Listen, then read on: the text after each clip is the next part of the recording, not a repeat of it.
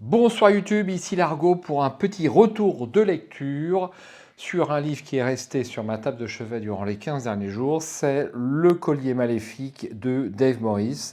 C'est aux éditions Alconost et c'est la collection Destin.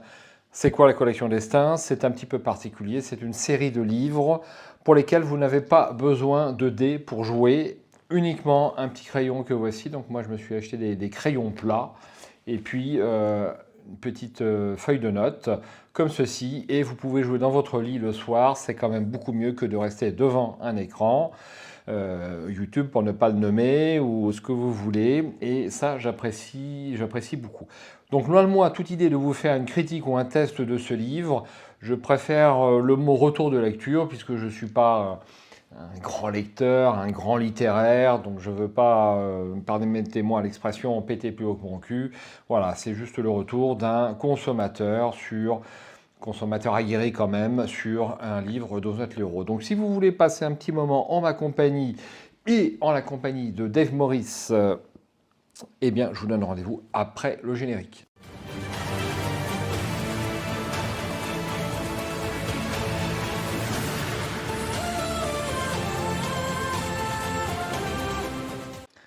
Alors, je vous propose, sur ce colis maléfique, de se remettre en mémoire le petit résumé de ce livre. Donc, globalement, je vais vous le conseiller, ce livre. Vous pouvez le voir à la vignette sur laquelle vous avez cliqué pour accéder à cette vidéo. Je vais vous le conseiller, mais il n'a pas que des points forts quand même.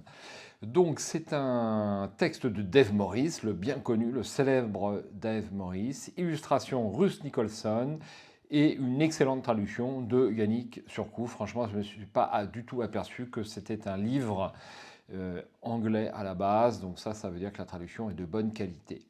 La grande cité est détruite.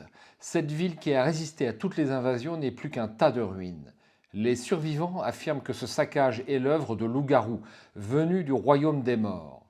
Décidé à découvrir ce qui s'est réellement passé, votre frère, Étoile du matin, s'est aventuré dans le grand désert et n'en est toujours pas revenu.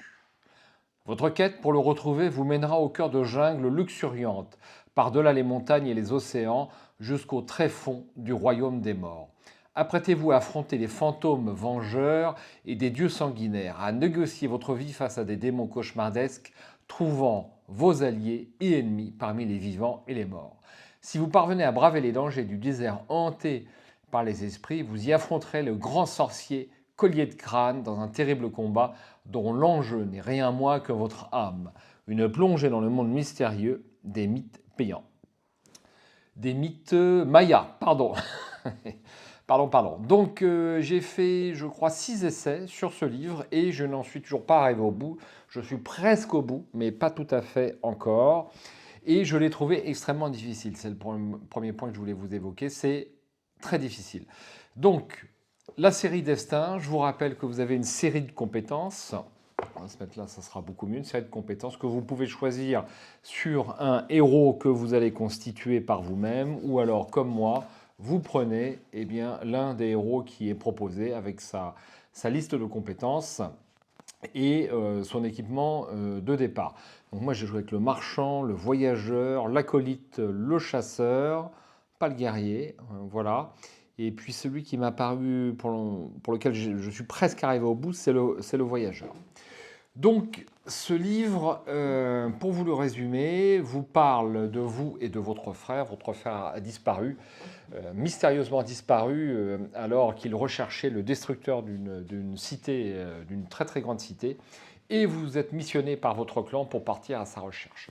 Donc, je ne suis pas tellement fan de l'univers, à savoir que c'est un univers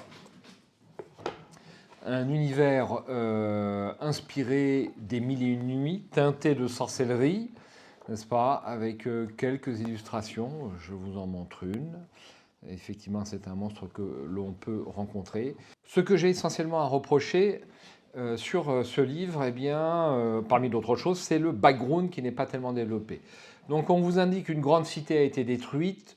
Pour l'instant, je ne sais pas pourquoi, pas beaucoup, peut-être que je le saurai vraiment à la fin du livre. Je ne sais pas quelle est l'histoire du clan, je ne sais pas quel est l'historique avec mon frère. Bon, il y a un petit manque de background qui personnellement m'a un petit peu déplu.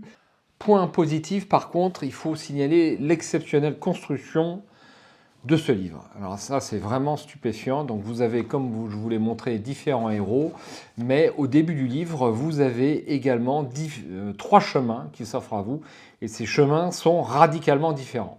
Alors les 3 vont vous mener jusqu'au repère du malandrin collier de crâne, quelque chose comme ça, mais c'est entre ces différents héros plus ces 3 chemins de départ, eh bien, le nombre de possibilités est assez important et les paragraphes sont incroyablement imbriqués. C'est entre les objets que vous pouvez collecter, les passages que vous pouvez faire, c'est super bien fait au niveau de la construction. Chaque objet a plusieurs utilisations. Vous pouvez tenter de les économiser ou les garder un petit peu pour plus tard.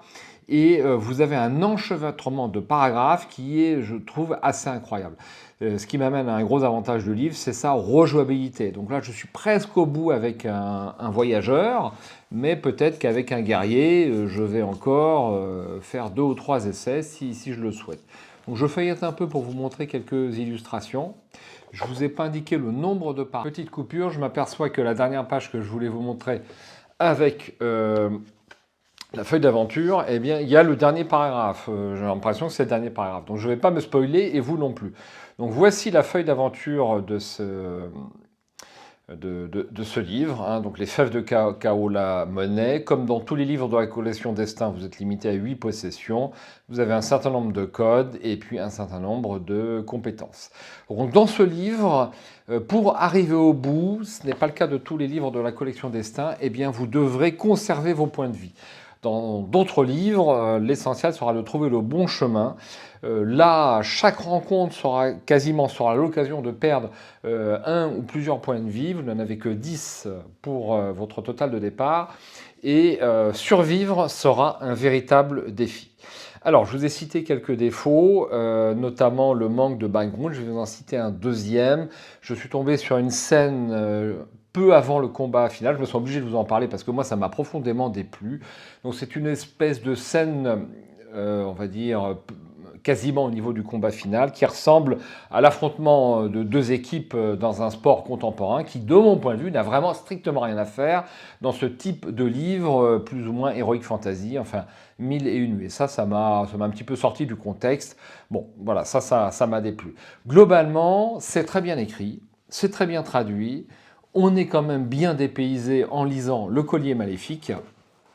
Et je ne peux que vous le recommander. D'ailleurs, si Elkonost a choisi ce livre pour le rééditer, parce que rappelons, on va jeter un œil sur la petite carte, ici, le monde. Donc vous démarrez de Koba pour aller vers la grande cité, et puis vers le désert de l'Ouest et le royaume des morts. Et c'est un livre, donc c'est une réédition, c'est un livre de 1993. Donc on sent que ça a été écrit quand même il y a maintenant une trentaine d'années. C'est un tout petit peu vieilli, mais pour des gens comme moi en tout cas, c'est pas du tout désagréable, bien au contraire, mais sachez-le, c'est une réédition. Voilà, je ne peux que vous conseiller ce Dave Morris, Le Collier Maléfique, avec les petits inconvénients que je vous ai cités, le manque de background, notamment une scène un petit peu qui vous sort du contexte à la fin du livre, et puis une difficulté relativement relevée. Ça peut vous déplaire, à vous de voir. À ciao, bonsoir, et j'espère à bientôt sur la chaîne.